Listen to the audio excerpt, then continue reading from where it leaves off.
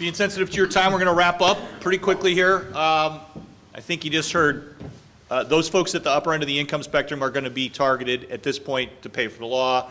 I think, again, every time you see the president on a soapbox, he's talking about that hasn't impacted individuals, the law. It's really impacted high-income individuals. But if your health insurance as a person who earns $30,000 or $40,000 a year used to cost $200 a month and now it costs $400 a month, I think that's an impact.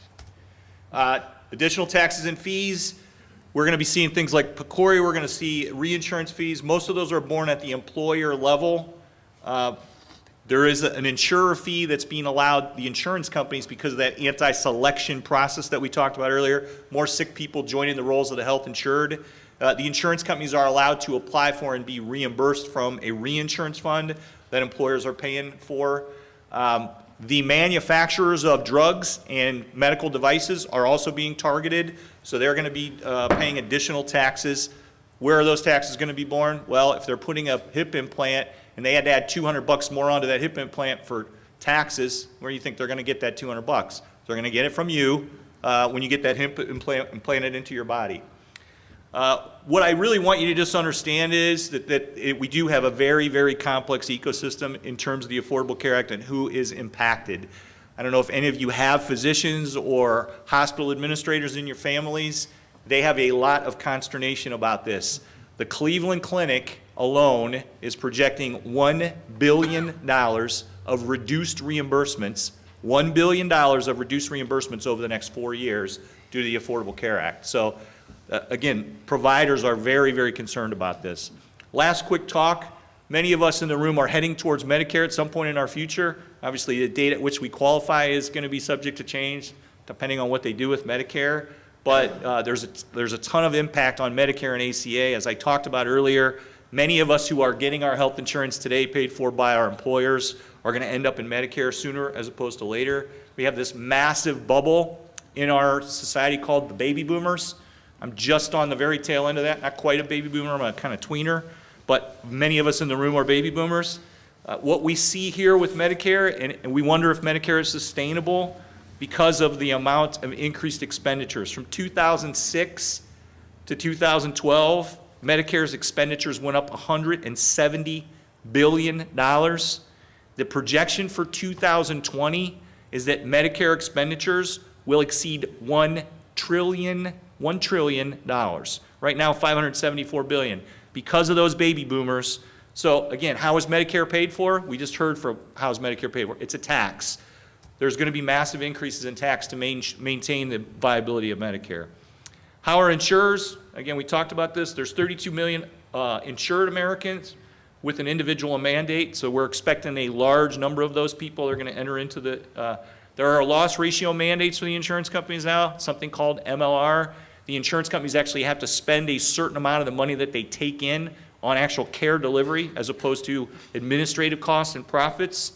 Again, anytime you hear the president talk, he's going to talk about the $200 that somebody got as their rebate. Well, they spent $5,000 last year on health care and they got $200 back. I don't know if that's a good deal or not. Accountable care organizations. Anybody who hasn't heard of an ACO, it's coming. So the way we do health care today is we do fee for service. That's why we talked about the imaging problem, right? We do deliver a lot of MRIs and CAT scans because they're expensive. It's easy to justify. Health insurance companies pay for them. The age of fee for service is going to be replaced by something called an accountable care organization. Doctors and hospitals will be responsible for a group of patients, a population of patients, to maintain their health status. Gosh, guys, it sounds a lot like an HMO, doesn't it? And didn't we live through that, and didn't that die a pretty quick death when folks didn't want narrow networks and being told who and what doctors they could go to? So an ACO is going to be a payment mechanism similar to an HMO. More to come on ACOs, but we're going to see a lot more of those. So what are the predictions? Well, certain industries are going to pay substantially more for health care. We talked about that. Our friends in the hospitality business are squarely in the target of this because they got a lot of variable hour employees. They got a lot of issues. Folks in the food service industry, same. Folks in my industry, not so much impacted. Exchange penetration is going to vary based on the states. You know, right now the model is Massachusetts. They went to an exchange many years ago. Much of the law was modeled after that. Right now, Massachusetts only has 4.7% of their population in the health exchanges. So do we think we're going to have 20% in Ohio? Probably not.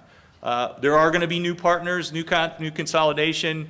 You're going to see more folks, collaboratives, where the accounting professionals and the legal professionals and the insurance guys get together to try and create some creative solutions. Self-insurance is definitely going to increase. Entities that never bore risk before for healthcare are going to bear risk. Movement from risk selection to improving outcomes. What does that mean? Well, that's my call to action for you, right?